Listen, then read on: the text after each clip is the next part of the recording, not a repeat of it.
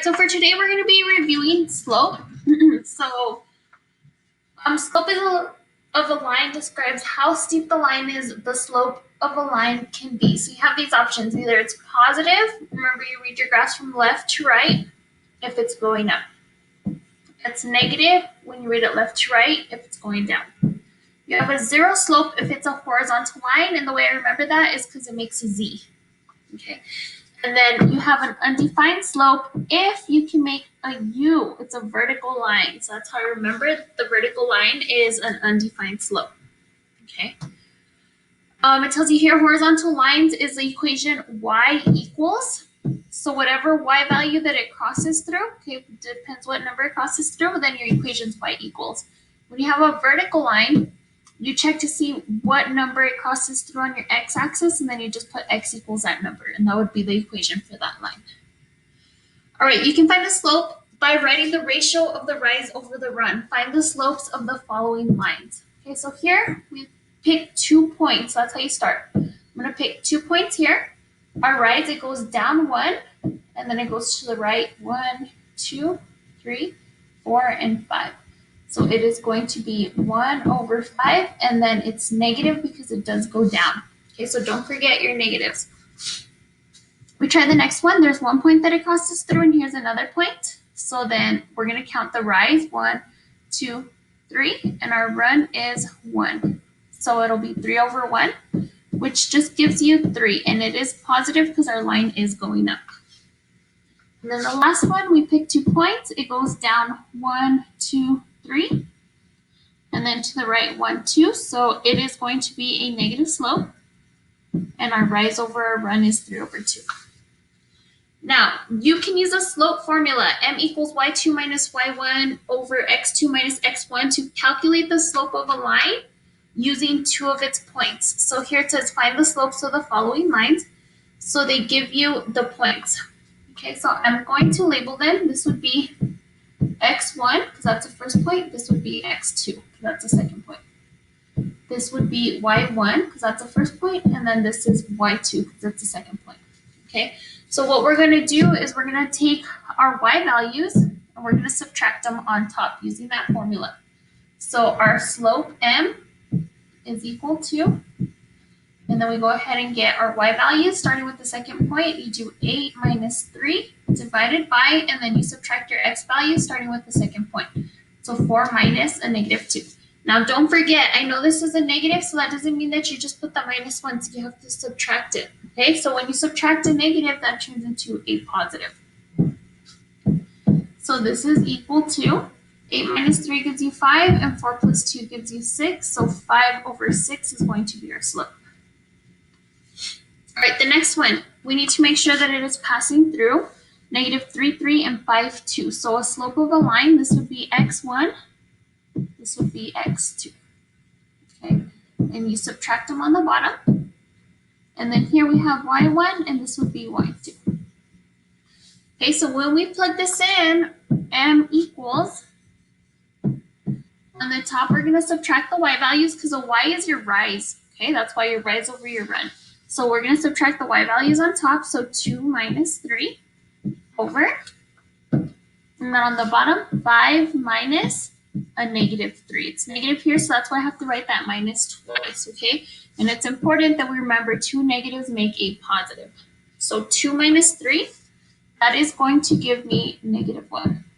5 plus 3 gives me 8. So my slope is going to be negative 1 over 8. And the last example like this, they give us these 2 points, 3, 4, and 3, 7. So we're going to go ahead and take our first x value, and this is my second x value. I label them. And then this is my first y value, and my second y value. Remember, we are using this formula right here. Okay, so m equals, we subtract our y values on top, starting with the second point, so 7 minus 4 over 3 minus 3. Okay, 7 minus 4 is going to give you 3. 3 minus 3 gives you 0. 3 divided by 0 is undefined. Okay, you can't divide anything by 0. Undefined. Now, just a real quick side note, If it would have been backwards and we would have had the 0 on top and the 3 on bottom, this would be a 0 slope, okay? But you cannot divide by 0, okay? That's not possible. That's why it's been defined. All right, here it says the equation of a line can be written in slope-intercept form y equals mx plus b, where m represents the slope of a line and b represents the y-intercept. Identify the slope and the y-intercept of the following equations. So by looking at the equation, your slope is always a number being multiplied with the x. Okay, so that's going to be our m. So in this case, our m is -4. Your b, your y-intercept, is a number, the constant, the one that's by itself. So it is a plus 9, so we write it down as a positive 9. Okay, looking at the next one. Here we look for the number being multiplied with the x, the 2 over 9. That is our rate of change. That is our slope. So it's 2 over 9. The number that's by itself, the constant, is our y-intercept, our b. So that is -3. Okay, because it says -3, we'll write it down as a -3. And the next one. So here we're looking for the number being multiplied times the x. It's -1/3. So that is our rate of change, our slope. So -1 over 3. And then the number that's by itself, our constant, is our y-intercept. So in this case, it's a positive 2. So b is equal to 2. Okay, the equation of a line can also be written in standard form, ax plus by equals c. So you can use these two formulas to figure out what the slope is and what the y-intercept is. Okay. So our slope, which we label as m, you're going to have to take the a, which is this number that's in the front of the x, and you divide it by b, the number that's being multiplied times the y. Okay. To find the y-intercept, what you're going to do is you're going to take the c, which is a number on the opposite side of the equal sign. It's going to be by itself, and you are going to divide it by b. Okay, and that is how you find your y-intercept. Okay, and it's a big B. It's not the same thing as your y-intercept, the little b. It's big B.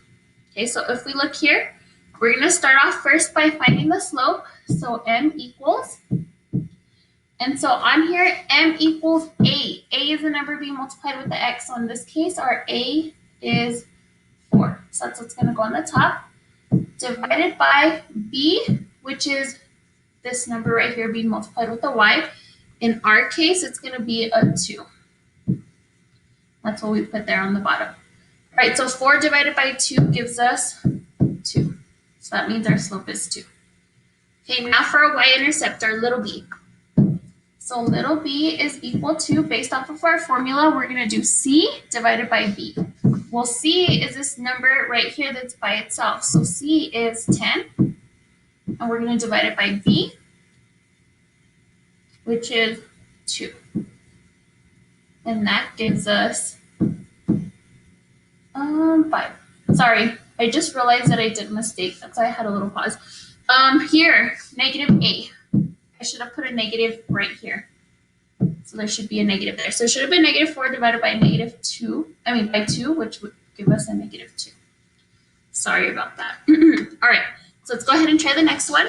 Our m, our slope, is equal to, okay, I'm not going to forget this time, -a. So -a is going to go on the top. In this case, our a is 3. So we're going to put here -3.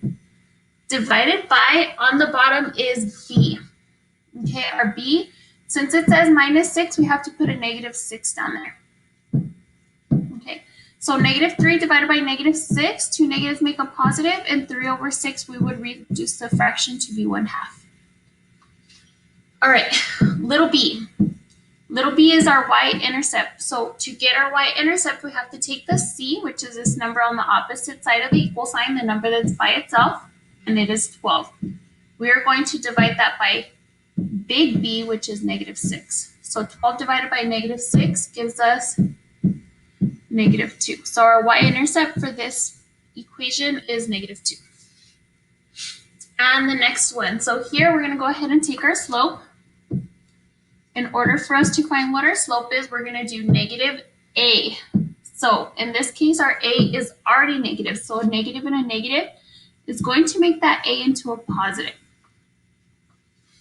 Okay, and then on the bottom is going to be big B. So big B is this number right here that's being multiplied with the y. In this case, it is a -7. And so 2 over -7 does not reduce, so it's just going to stay as -2 over 7. Okay, and then to find big B, little b, we have to take C, which is a number that's by itself on the opposite side of the equal sign. In this case, it is a 13, and we are going to divide it by big B. Our big B is -7. And once again, we can't reduce 13 over -7, so it's just going to stay as 13 over 7. The negative just goes in the front. All right. So here, horizontal and vertical lines. So it says identify the slope in the following equations and tell if the line is vertical or horizontal. Okay, so first we're going to start off by making a graph. And then it tells us y is equal to 4. So on our, or -4. On our y-axis, we find -4, so -4 would be 1, 2, 3, and 4. That would be -4. Okay, and then you make a line going straight through that point. Now, if you happen to make a line on top of the axis, you did it wrong. It needs to go this way, horizontally. Okay, so M is, remember, whenever we have a horizontal line, that is a 0 slope.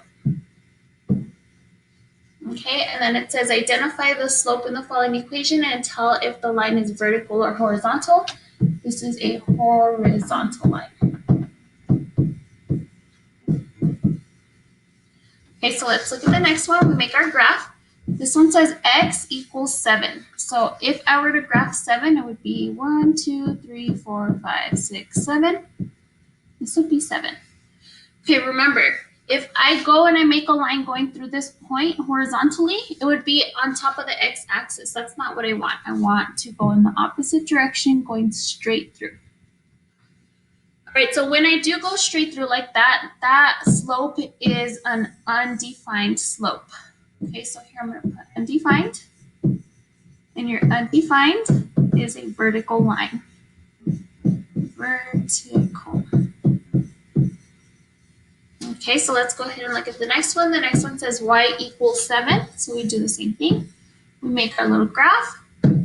We find 7. So 1, 2, 3, 4, 5, 6, 7. Here's where 7 would be, and we make a straight line going straight through it. Okay. Remember, when you do have a horizontal line, your slope is 0. So I'm going to put here 0, and it is a horizontal. And then the last one here, we have x equals -2. So we're going to go ahead and make a graph. And so -2 would be, let's see, 1, 2. This would be -2. And we would make a vertical line going straight through it. Okay, if I went horizontally, I would land right on the axis, and that's not what I want. So remember, whenever we have a vertical line, that is undefined. So here, undefined, and it is a vertical line. And that's it. Thank you guys. We'll see you next time. Bye.